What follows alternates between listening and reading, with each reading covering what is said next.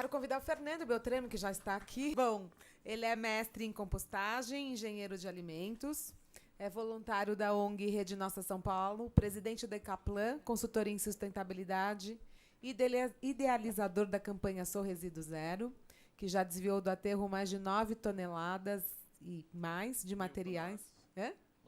9 mil toneladas, isso. De materiais, E ele irá falar sobre compostagens de grandes geradores de resíduos. Boa tarde a todos. Bom, meus slides não são tão bonitos, não tem tantas boas notícias. Apesar de ser... meu nome é Fernando, estou trabalhando na Decaplan, vou falar um pouco do cenário nacional, alguns lixões, algumas informações que a gente tem visto, e pegar o gancho um pouco do Rafael. Ele falou de São Paulo, mesmo a gente não tendo mais lixão, graças a Deus, mas São Paulo é referência para outras cidades também. Então, a gente testando, acompanhando iniciativas aqui, consegue mudar locais como esse. Não sei se alguém já visitou um lixão. Vê se dá para passar para mim, por favor. Esse é um dos 1.200 lixões que a gente tem em São Paulo. Não sei se vocês sabem, a gente tem aproximadamente uns 600 aterros sanitários. Então, quase o dobro que a gente tem de lixões. E nesses lixões, hoje eu estou coordenando um projeto, é um plano de negócio para um projeto, num lixão que tem mais de em torno de 115 pessoas que vivem do lixão. Bom, tem muitas pessoas que vivem do lixão e a gente, às vezes, que a gente tem trabalhado com eles, que na verdade eles são empreendedores, porque eles viram no lixão uma oportunidade de ganhar dinheiro. Então eles acordam cedo, vão nessas condições e vivem lá.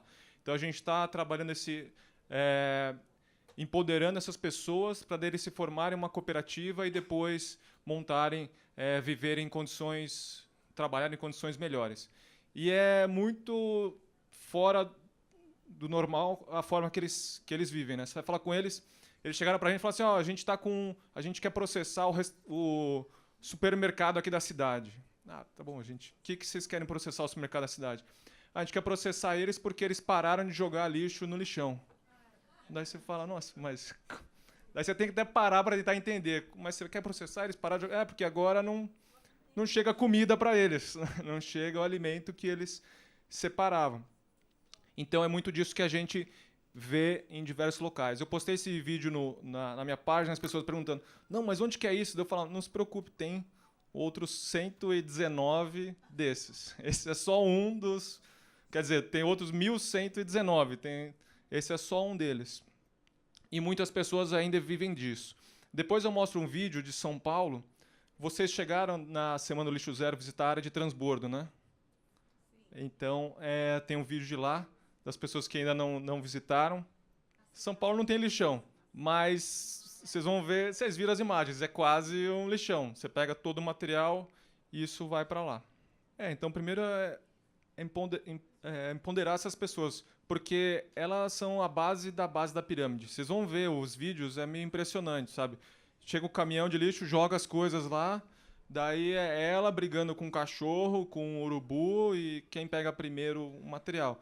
E elas trabalham totalmente individuais, porque lá o que você separa, você vende, você recebe esse material, então você tem que mudar tudo, né? Partir do zero. A gente fez um evento lá, é uma cidadezinha pequena. Então, para você ter uma ideia, a gente trabalhou com... não gosto de falar porque a cidade já sofre muito com a questão do resíduo. Não, mas você tem 1.200 cidades com lixão. E como a gente está com esse trabalho, então pelo menos a prefeitura está com uma iniciativa para mudar aquilo lá. Então,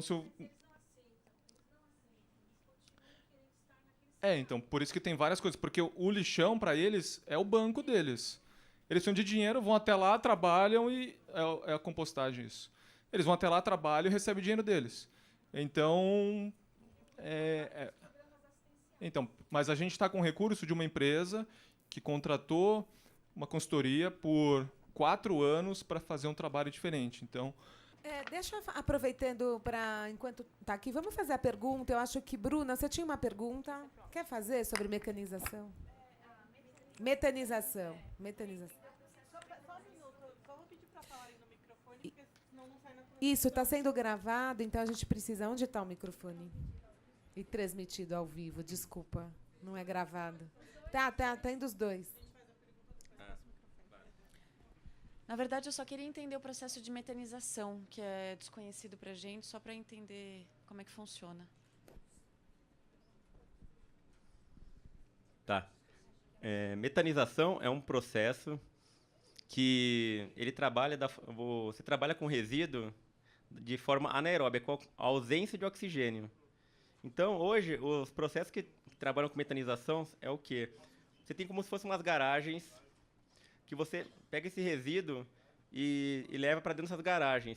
Essas garagens são fechadas, hermeticamente fechadas. Então, esse material lá dentro, com a ausência de oxigênio, ele produz o quê? Ele produz metano, ele produz o gás. Então, esse gás, como ele é fechado, ele é coletado e esse gás é armazenado. Esse gás armazenado, o que as empresas fazem? Ou você pode até trabalhar com esse gás e transformá-lo de forma que pode até ser utilizado num botijão, por exemplo, ou você simplesmente queima ele. E normalmente o que o pessoal faz é queimar para gerar energia. Então você pode também, ele é uma fonte de energia. E uma coisa interessante é que ao final do processo de metanização, você terminou, você não gera mais uma quantidade grande de metano ali, então você tem que trocar a carga. Você tira esse material que está lá dentro e você composta ele. Esse material pode ser compostado, desde que o material que deu a entrada ele seja segregado na origem, né? Segregar na origem o que é? A gente faz a separação. Então, se você pegar e falar assim, vou fazer metanização com o lixo comum, vem todo aquele material e vou colocar lá dentro. Só que depois, quando você tirar ele de lá, como pode ter pilha lá dentro, pode vir outras coisas que contaminam, esse material não pode ser processado e compostado para ser utilizado na agricultura, por exemplo. Mas quando você faz a separação ideal, e você coloca lá só o resíduo, o produto final depois, você pode tirar aquele material depois de fazer a metanização, extrair o metano, você pega e composta. Então você também continua com o processo, você não deixa de compostar, e você, onde assim, quando tem aquela pirâmide que a gente mostra, é uma fase antes da compostagem, você tem também o ganho energético. Então é uma forma de você trabalhar também. Às vezes tem um pouco de tecnologia diferente, você tem que ver outros fatores para você ter aplicabilidade, mas pode ser trabalhado. E o rio vai fazer isso? Metanizar e compostar? O caso do rio é assim, lá é uma planta.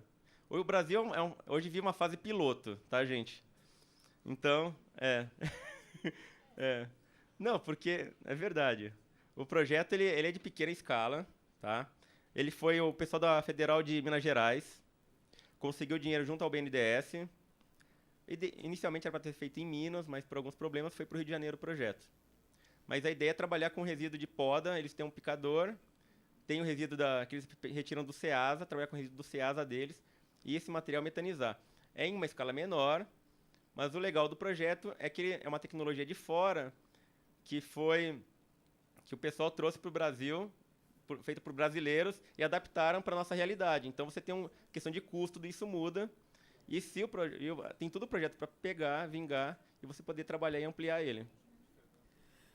Legal. Vamos voltar para o Fernando, depois a gente volta para as perguntas. Bom, Fernando, valendo agora 30 minutos. 30 minutos. É rapidinho. Então, esse aqui é um lixão. Aqui você vê a lagoa, que vem todo o chorume para cá. Aqui em cima você tem várias técnicas que eles aplicam. Então, para separar o ferro do pneu, ele está com fogo. O cobre do fio também, ele está com fogo aqui. E eles trabalham nessas condições. Então, você vê as pessoas aqui, né? Cachorro, urubu, e você não vê o fim desse lixão. Uma pena que não passa, mas eu disponibilizei no Face. Você vê essas pessoas, você não vê fim esse lixão e as pessoas trabalhando. Eu só consegui ir aqui num dia bem cedo, tipo umas 7 da manhã, porque durante o dia, imagina esse negócio, o cheiro disso.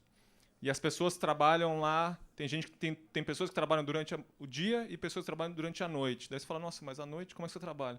Eles usam aquelas lanternas igual de caverna e vão trabalhando. E esse senhor ele fala que tem muita gente que trabalha sem EPI, tem gente que trabalha uma semana, fica uma semana doente em casa. Trabalha uma semana, fica lá 1, 2 semanas doente em casa. A gente foi fazer o evento, as pessoas no começo falaram, a gente pode levar nosso filho? Pode, né? Sei lá, não tem quem deixar. Daí outro falando. Chegou, a gente fez o evento para quase 100 pessoas, tinha mais de 40 crianças. A gente foi entender, por que tá todo mundo levando criança? Porque garantia que ia ter o almoço. Então, eles não tinham nem almoço. E as crianças, você viu, com doenças básicas, todas com pereba assim na boca, que é só questão de você lavar a mão antes de comer ou comer algo decente. E aqui em São Paulo não é muito diferente. Vocês estiveram no... Aqui é um vídeo também, vocês estiveram aqui no aterro, na área de transbordo, mas na hora que vocês foram tinha só uma retroescavadeira, né? Aqui tem o Romeu e Julieta, que eles falam.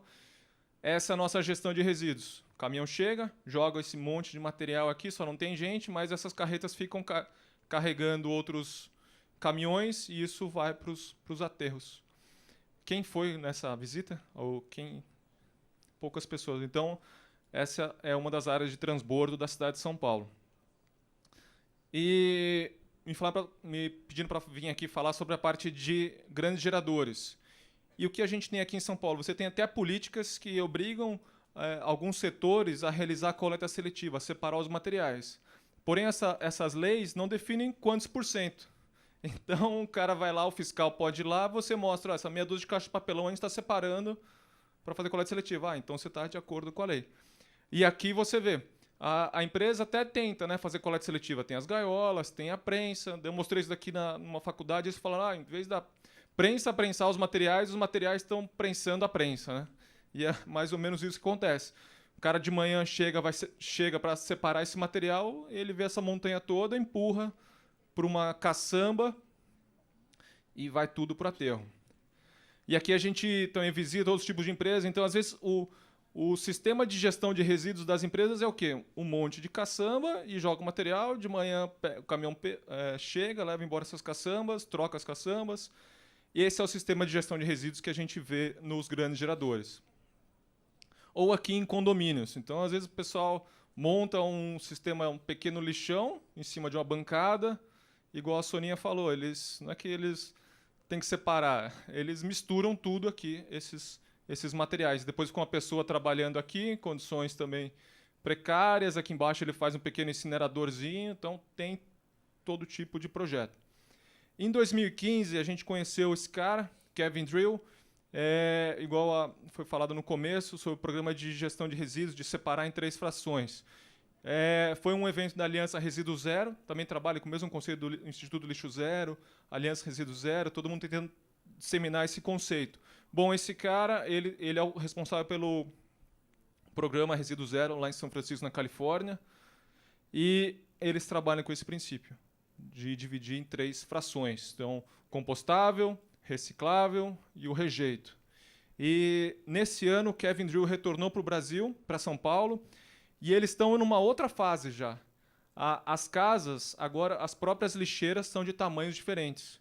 Então, o reciclável é um pouco maior, o compostável é um pouco menor e o rejeito menor ainda. Então, mostra para as pessoas, seu rejeito tem que ser esse pouquinho aqui. Se você gerar mais que isso, tem que pagar multa, uma taxa a mais, você está errado. Então, está forçando as pessoas a reduzirem o seu rejeito. Bom, como foi falado no início, hoje São Paulo recicla em torno de 2%, 3%. Se você entrar no site da Anlurb, ver os dados de junho, está 2,4%.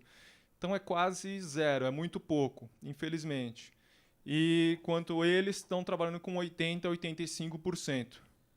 Grande, como vocês viram, né, o orgânico é 50% a 60%, e eles trabalham com a questão do orgânico, que já chegam a essas taxas de reciclagem.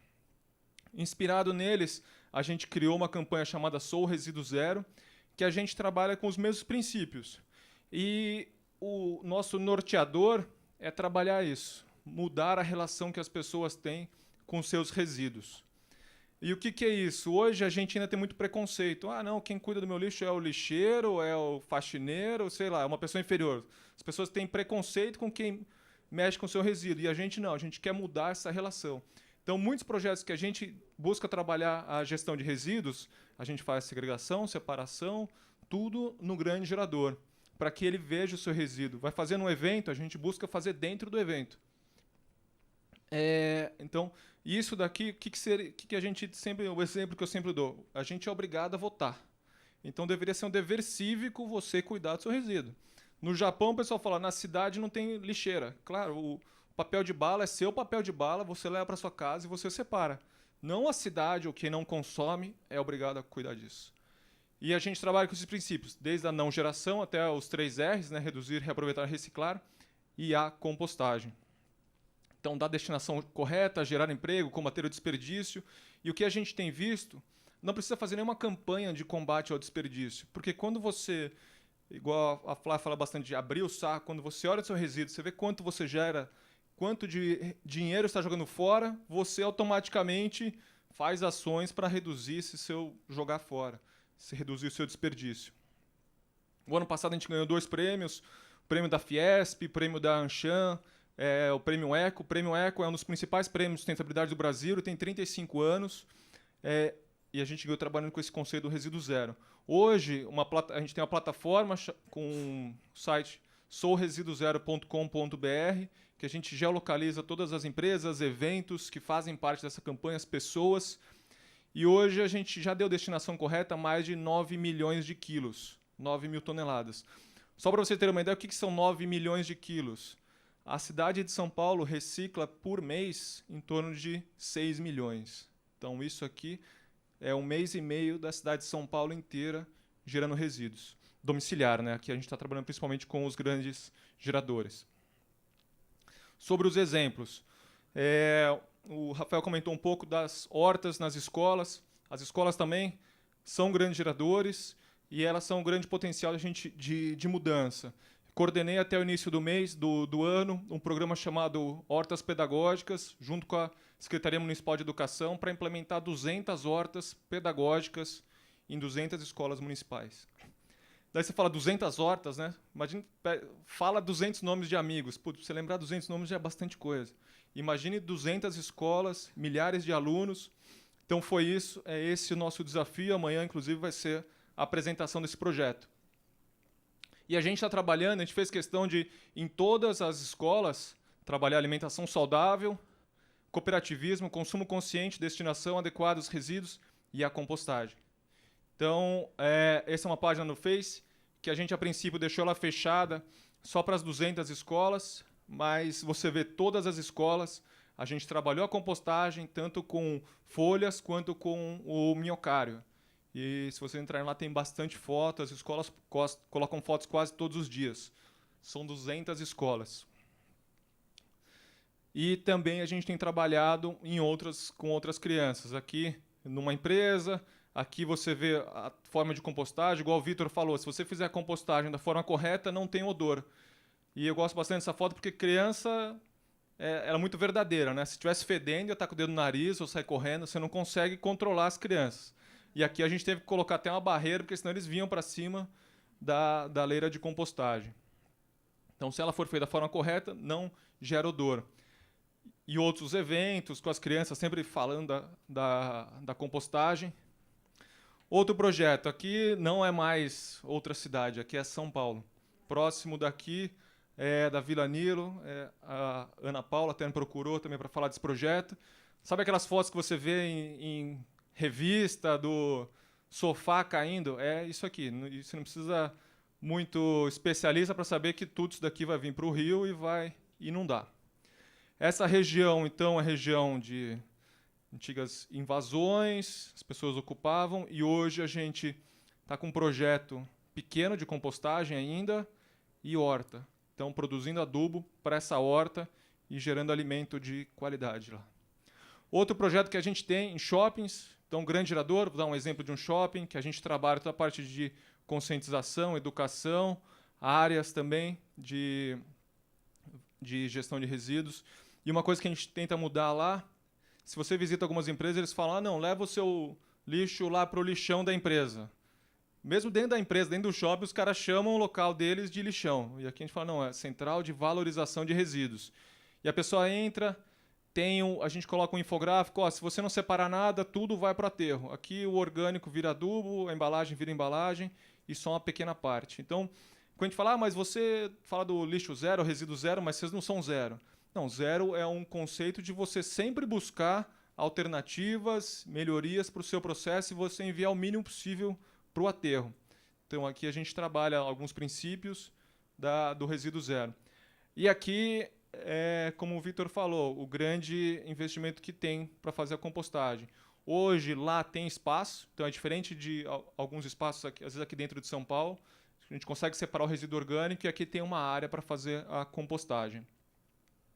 E essa é a mágica que acontece. Quando você implementa a compostagem, a quantidade de rejeito cai e a quantidade reciclável aumenta. Vou passar um pouco rápido porque a gente perdeu um pouco de tempo no começo. E aqui são os gráficos. O marronzinho é o orgânico. Então você vê que quando a gente começa o orgânico, o preto, que é o rejeito, começa a cair. E isso aqui é redução de custo para as empresas. Esse vídeo, aquele vídeo separado. Vamos ver se separado ele vai. Só para vocês terem uma ideia de como a gente faz a compostagem nas empresas. Então aqui é uma outra central de compostagem que a gente tem, quer dizer, não sei como se pode chamar de central de compostagem.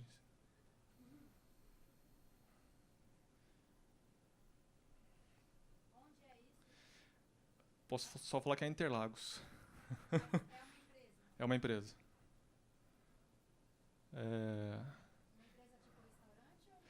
Que tem refeitório grande. Daí você vê, tá vendo folhas, que vai jogar arroz, feijão, carne. Oi? Mas como as leis não estão ainda muito corretas, eu estou muito fora da lei em algumas coisas.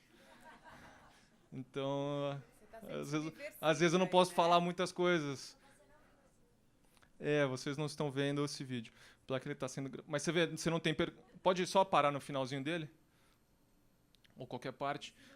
Mas a gente já está todo correto com a legislação. Então você vê uma área cercada, você tem o piso impermeabilizado, você tem a coleta, mas você vê uma área pequena. E vocês viram o volume de orgânico que a gente conseguiu compostar nessa área.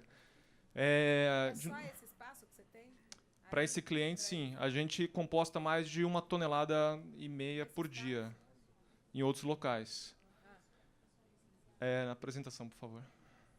Esse daqui não precisa de licenciamento ainda porque é menos de 100 quilos por dia. Mas tem que seguir essas regras. Um outro... Acho que ele deve estar carregando. Próximo slide. Vamos ver se ele passa. Um outro exemplo. Então, eu falei de shoppings, clubes. Então, um projeto que a gente fez junto com o Sérgio, que está aqui com a gente também, no Clube Hebraica, onde a gente tem uma central lá, realiza a compostagem. Então, da mesma forma que a gente que eu mostrei no vídeo, aqui a gente faz a compostagem, tem uma prensa, separa os recicláveis. Então, é um projeto que a gente tem conseguido implementar todas as boas práticas.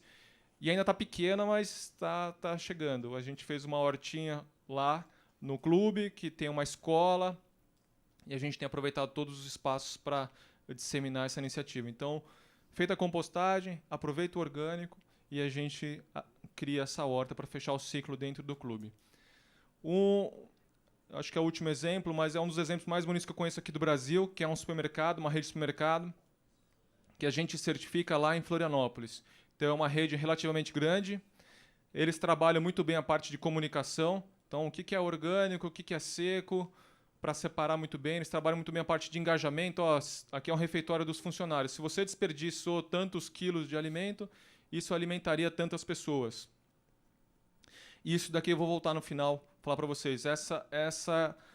Eu gosto bastante dessa foto, porque que eles mostram um supermercado daquele tamanho, picando frutas, servindo almoço, eles geram só isso de rejeito por dia. Com isso, eles zeraram o custo deles para aterro. Então, hoje é uma coisa que aqui em São Paulo não dá. Se você se cadastrou como grande gerador, você está conectado a uma empresa que coleta lixo. Se você reduzir os 200 litros, a gente vai falar depois, mas você continua tendo que pagar alguém para coletar. E aqui, como eles zeraram esse custo com o aterro, eles investem na compostagem. Então, a compostagem sai nessas bombonas e é transportada em veículo fechado, bombona fechada e área de compostagem. Claro que lá tem mais espaço, mas essa é a forma que eles separam. O adubo retorna para o supermercado. Então, o supermercado vende isso ou troca por pontos, por milhas com os clientes, e ele mantém 2 hortas, que gera emprego hoje para 7, 8 pessoas. E essa horta de alimentos orgânicos retorna para o supermercado. Então, eles conseguiram, dentro desse mercado, fechar todo esse ciclo dos orgânicos. E volta para cá, e as pessoas às vezes até preferem o orgânico deles porque é fresquinho, é da horta que está do lado. Sobre leis agora, para finalizar. Eu peguei uma apresentação do Ministério do Meio Ambiente, de 2015. Não vou passar ela inteira, mas só mostrar que esse tema que a gente está falando aqui hoje não... o Rafael mostrou coisas de começo de 1900, faz tempo, e aqui também no Ministério já faz bastante tempo que é discutido. Então, eles falam da compostagem, muitas experiências de compostagem foram abandonadas, então, se você olhar 2000, a gente reciclava, compostava em torno de 4,5%. 2008, caiu para 0,8%, principalmente no caso de São Paulo. Mas a gente já chegou a 4,5% e reduzimos para 0,8%. Mas eu coloco esse slide mais para chamar esses temas. O que eles colocaram? Eu gostei do convite para vir falar na Câmara Municipal por causa disso daqui. Então, eles levantaram já todas as principais barreiras de por que a compostagem não funciona. Eles colocaram baixa qualidade, risco, tecnologias, desinteresse no mercado, barreiras e preferência por aterramento. Não quero discutir, vamos discutir esses outros aqui, depois a gente pode até falar, mas o que a gente pode fazer hoje é principalmente nessa parte de barreiras regulatórias.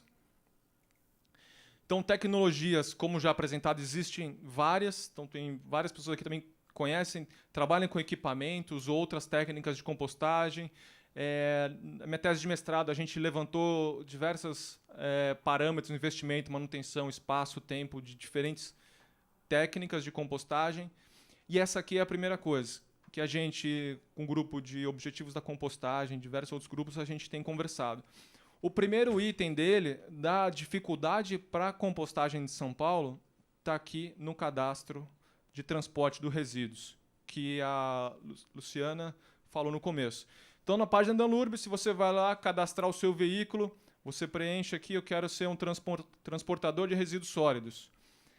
Daí você preenche uma planilha simples, placa, coloca essas informações, e aqui embaixo, bem com atenção, tem uma coisinha escrita, que fala: os veículos deverão ser do tipo coletor compactador, contendo dispositivo mecânico hidráulico.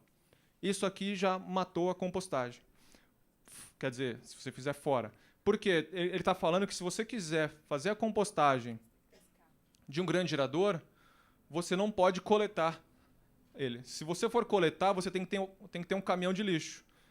E isso se torna praticamente inviável, porque o caminhão de lixo é o veículo mais eficiente da cidade, porque ele anda na rua e ele coleta em todos os lugares.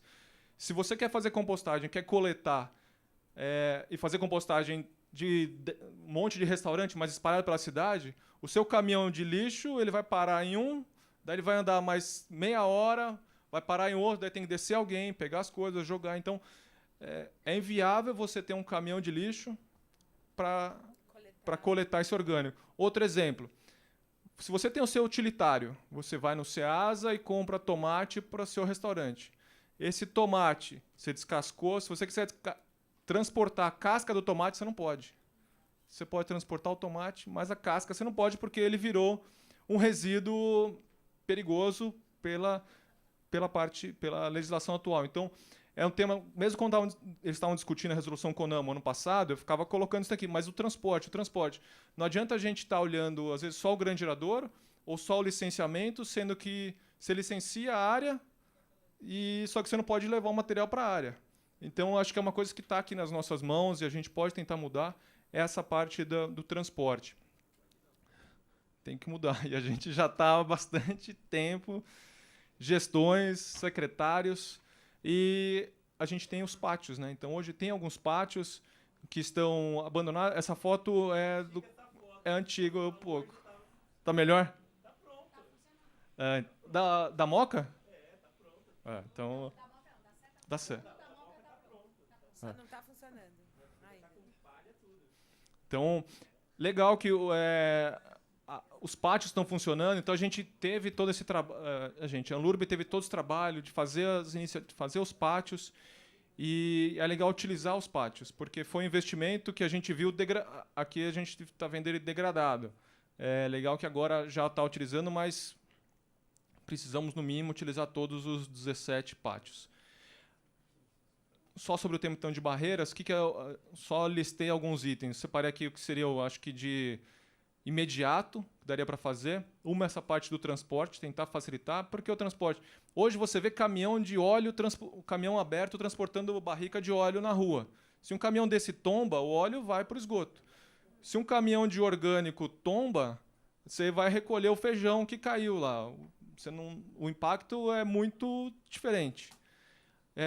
E outra coisa, incentivo ao grande gerador para se tornar pequeno ou médio. Então, criar algum incentivo. Não pode, bom, não vai dar IPTU verde, recurso, mas também, pelo menos, reduzir essa geração. Coloquei reduzir... redução da geração de rejeito, menos de 200. Então, é igual da água. A gente está começando a mesma discussão com a água. Hoje, o seu volume mínimo é 10 metros cúbicos por mês. Se você consome 5 metros cúbicos, você paga 10. Então, você não tem incentivo para o cara reduzir se ele gasta já o mínimo. É a mesma coisa aqui. É simplesmente você falar assim, tá bom, se você gerou menos, você pode usar o serviço público, coleta o seu orgânico. Fiscalização e multa de grande gerador. Hoje, a gente tem em torno de 30 mil, 80 mil, mas o número de grandes geradores cadastrados é muito baixo para uma cidade como São Paulo. E na Anlurb, qual que é a multa? Rafael, você sabe, se você visitar um prédio, uma empresa que está jogando resíduo na rua... Até 13 mil, né? Uma multa. Até 13, depende então, do volume. Mas já foram multados alguma empresa? Bom. Eu terminei já. Tá. Pensei que fosse do tempo. Tem que ser flagrante. Mas é muito fácil ser flagrante, porque você vê o resíduo todo dia na porta das empresas. Não, mas você tem que ver a pessoa colocando. Mas é fácil porque eles põem todo dia. E você vê uma montanha. Eu já visitei empresas, eles falaram assim, Fernando... Enquanto a gente não for autuado, me desculpe, não vou fazer nada. Fazendo assim. E...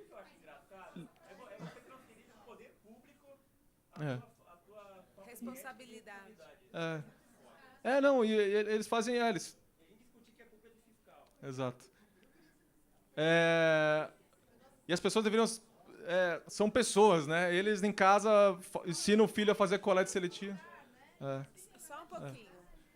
E aqui é o último item, licenciamento, igual que foi falado, licenciamento e incentivo para o tratamento local. Atualmente é pena de 6 quilos dia. E se você fala, às vezes, de um restaurante comercial ou industrial, ele gera mais que isso. E como a lei, se você gera mais que 100 quilos dia, você cai num licenciamento muito complicado, e é complicado, a gente está tentando em alguns lugares, ninguém faz. Então, ele não faz. Meus dados estão aqui... nossas informações ficam à disposição. Faz quanto tempo que o senhor trabalha aqui no lixão? Olha, a gente tem 26 anos. 6 anos já? E como é que é? Que hora que o senhor chega? 4 horas da madrugada. 4 horas da madrugada? E como é que é o trabalho aqui? Trabalho aqui como as pessoas veem que é um céu aberto, né? É um lugar dificultoso, é muito cheio de tanta coisas. E o que a gente precisava muito era uma melhora para nós aqui, né? Ter onde a pessoa pudesse ter um conforto para se trabalhar melhor aqui dentro da área, porque aqui às vezes causa muitos acidentes muito perigosos devido a esse negócio de aparelho de injeção, muitas coisas, vidro, prego, que às vezes vem nessas caixas, aí é um pouco arriscado e nós não temos esse material adequado para a gente fazer esse tipo de trabalho, né? E chegam quantos caminhões aqui por dia de lixo? De lixo, olha, entra 6 caminhões. Só o que carrega o lixo, né? E fora os outros que particulares. Tá, e não vem coleta seletiva, vem todo material misturado para vocês? Tudo misturado. Nós que fazemos a triagem aqui. Tá. E problema de doença, assim, como é que é o pessoal de saúde? Olha, o problema de doença, de vez em quando, tem gente doente aqui, né? Tem pessoas que trabalham 3 dias, 4 dias, aí vai ter que ir ao hospital porque já passou mal.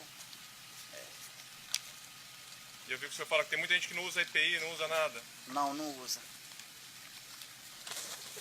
Legal. Então tá, obrigado. Tá.